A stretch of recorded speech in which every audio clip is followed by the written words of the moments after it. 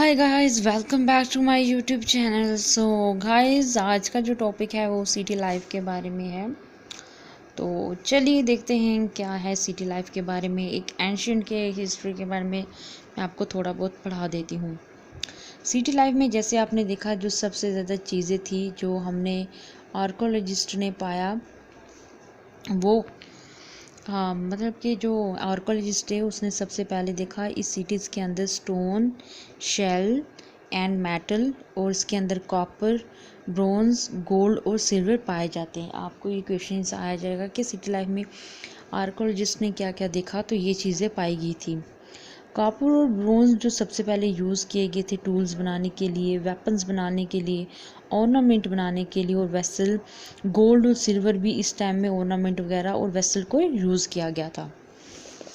जो हड़प्पा थे वो मतलब कि उसमें एक सील जो स्टोन के टाइप पे जो निकली थी वो उस टाइम में पाई गई थी। अब नेक्स्ट है धोलावीरा एंड लोथल। आपको तो पता है धोलावीरा जो वाटर मैनेजमेंट के नाम से जाना जाता है, लोथल जो है वो शिप्स के बारे में जाना जाता है। ओके, अब यहाँ पे बताया गया है जो सिटी है धोलावीरा की, ये कहाँ लोकेटेड है। खादिर, खादिर ये बे रन ऑफ कुछ में है, ये आपको याद रखना पड़ेगा। खादिर खादिर ये आपको क्वेश्चन आ भी सकता है। धोलावीरा को डिवाइड किया गया 3 हिस्सों में। आपको ये भी क्वेश्चन आ सकता है कि धोलावीरा को कितने हिस्सों में डिवाइड किया गया है, तो आपको बताना होगा 3 पार्ट्स में। जबकि जो दूसरी सिटी थी हड़प्पा की उसको डिवाइड किया गया था 2 पार्ट्स में। ओके, तो नेक्स्ट पढ़ते हैं। जो सिटी है लोथल की, वो मतलब एक ट्रिब्यूटरी थी, मतलब साबरमती इन गुजरात में।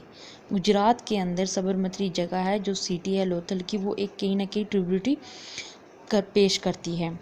लोथल को कहा जाता है डॉक यार्ड। आपको दिख रहा होगा, तो आपको ये क्वेश्चन आ भी सकते हैं कि लोथल को क्या कहा जाता है, तो आपको ये बताना होगा लोथल को मतलब डॉक यार्ड कहा जाता है। और नेक्स्ट जो क्वेश्चन है, वाई इट ऑल एंडेड, ये सब ख़त्म क्यों हो गए। अब साइंटिफिकली या किसी और रीज़न से देखो तो अलग अलग अलग तरह की रिसर्च जो बताती है। कुछ लोगों ने बताया जैसे वहाँ पानी सूख गया था, क्योंकि लास्ट वीडियो में मैंने आपको बताया था कि जो वो लोग थे ना, वो रिवर पे के आसपास रहना पसंद करते थे, क्योंकि वहाँ पे एक सोर्स था पानी का। फिर उसके बाद डिफॉरेस्टेशन, अगर वहाँ अगर जंगलों की कटाई होगी तो वो अपना खाना कैसे बनाएंगे। उस टाइम में तो ये गैस वगैरह तो नहीं था ना। तो थर्ड वन है रूरल कंट्रोल, जो रूरल का कंट्रोल था वो आहिस्ता आहिस्ता ख़त्म होने लगा। ओके, और अब कुछ ये बताते, कुछ ये बताया कि ये चेंज होने लगा 39 ईयर 100 गो के टाइम। तो पीपल ने क्या किया, इन सिटीज़ पे रहना बंद कर दिया। मतलब आप देख सकते हैं जो जहाँ पे राइटिंग सील्स और वेट ऐसा कोई चीज़ वहाँ ज़्यादा तक यूज़ नहीं हुई। जो रॉ मटेरियल जो काफ़ी लॉन्ग डिस्टेंस से हासिल करते थे वो भी कम होना स्टार्ट हो गया। अलग अलग तरह के अलग अलग चीज़ें बताई गई हैं कि ये चीज़ें ख़त्म क्यों हुई। उसके बाद मैं आपको ले चलती हूँ इनाम गाँव के बारे में। ओके, अब आपको सबसे पहले पता होना चाहिए इनाम गांव जो है एक साइट है, ये रिवर गोद की एक साइट है, एक ट्रिब्यूटरी है बीमा की। साइट है रिवर गोद की और ट्रिब्यूटरी है बीमा की। ये हासिल की गई 3627 ईयर अगो। अडल्ट जो थे वहाँ पे ग्राउंड के अंदर उनको सीधा खड़ा मतलब कि ब्यूरिड किया जाता था, मतलब दफनाया जाता था। उनका जो सर होता था वो कहाँ साइड होता था, नॉर्थ की तरफ। ओके, ये किसके अंदर होता था, इनाम गांव के अंदर। अब जो नेक्स्ट है आपको बताना ओल्डेस्ट बुक्स इन वर्ल्ड, वो कौन सी है, वेदास। अब आपको पता होना चाहिए 4 वेदास हैं। जैसे फर्स्ट वन इज ऋग्वेदा, ये आपको दिख रहा है, सामवेदा, यजुर्वेदा एंड अथर्ववेदा। ओके, ये 4 जो हैं ये है। अब सबसे पुराना जो वेदा है वो है ऋग्वेदा, ये 3500 ईयर अगो पुराना है। ऋग्वेदा के अंदर जो है एक बहुत 1000 हाइमन्स पाए गए। उन हाइमन्स को सुक्ता या वेलसेट कहा जाता है।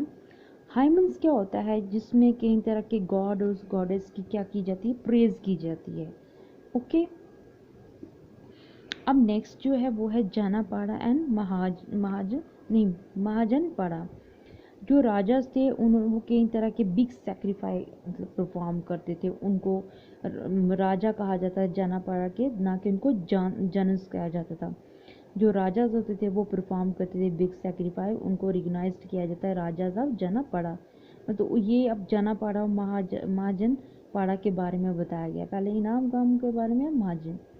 अबाउट 25 ईयर अगो के मुताबिक कुछ जनापाड़ा थे वो इम्पोर्टेंट मतलब दूसरों से रखते थे।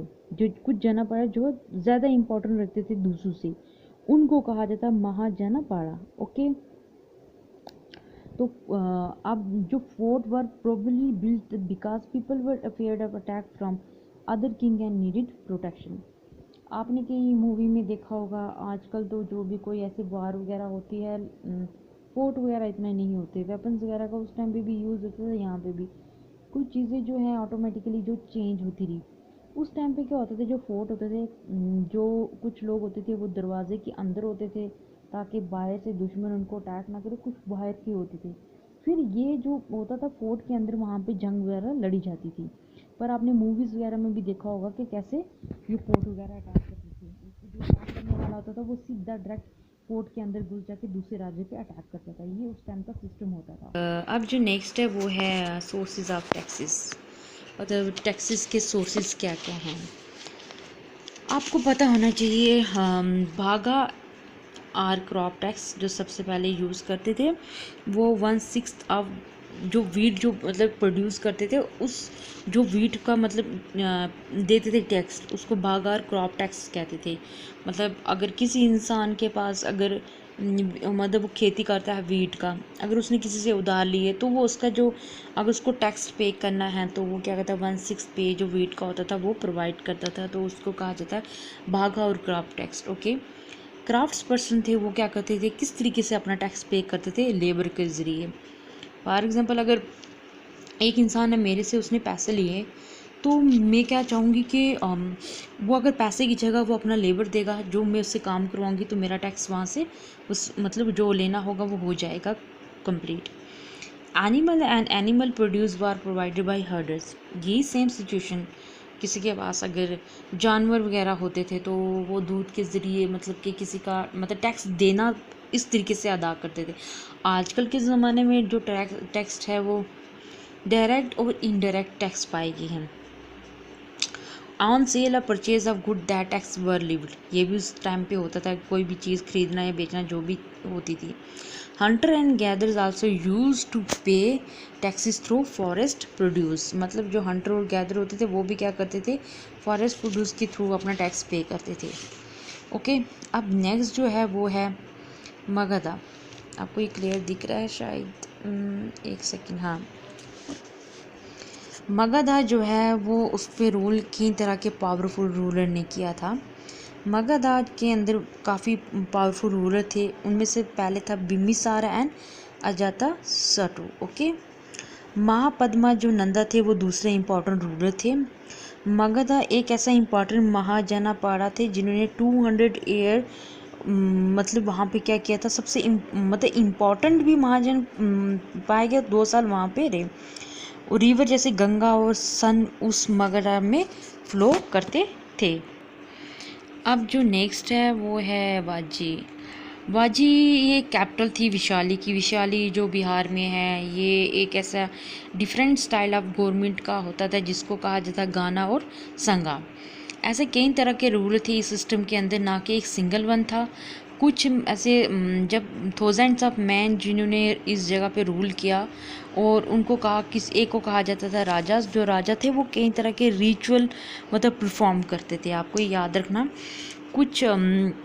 और ये जब ये मिलते थे, ये असेंबली में अपना इम्पोर्टेंट जो इशू होता था वो डिस्कवर करते थे, और यहाँ पे वुमेन और दास जो उनको अलो नहीं किया जाता था। वाजी कहाँ पे है, इसकी कैपिटल जो विशाली जो बिहार में है। ये इस एक डिफरेंट स्टाइल की गवर्नमेंट होती थी जिसको गाना और संगा कहा जाता था। अब मैं आपको बताती हूँ गाना और संगा क्या होता है। गाना हम इसको यूज़ करते हैं, एक ऐसा ग्रुप होता है जिसके अंदर कई तरह के मेंबर्स होते हैं। ओके, अब संघ के मतलब एक ऑर्गेनाइजेशन, एक ऐसे एसोसिएशन होती है। तो यही तरह के गवर्नमेंट का मतलब कि एक गवर्नमेंट की मतलब जैसे आजकल के टाइम में गवर्नमेंट में अलग अलग होते हैं, जब भी हम कोई डिफरेंट डिसीजन वगैरह लेते हैं, अलग अलग तरह की मीटिंग होती है। तो उस मीटिंग के टाइम पे भी वाजी जो एक कैपिटल थी, तो उस तरीके की किस तरीके के वो डिसीजन लेती थी, उन्होंने 2 चीज़ों में डिवाइड की थी। फर्स्ट वन इज़ गाना, सेकेंड वन इज़ संगा। आई होप आपको ये समझ आ गया होगा आज का टॉपिक। तो ये जो मैंने आर सिटीज़ के बारे में बताया, अगर इससे रिलेटेड अगर आपको कोई क्यूरीज वगैरह होती है तो मेक श्योर आप मुझसे ज़रूर कमेंट सेक्शन में पूछिएगा। एंड मिलते हैं नेक्स्ट लेक्चर में। Thank you so much.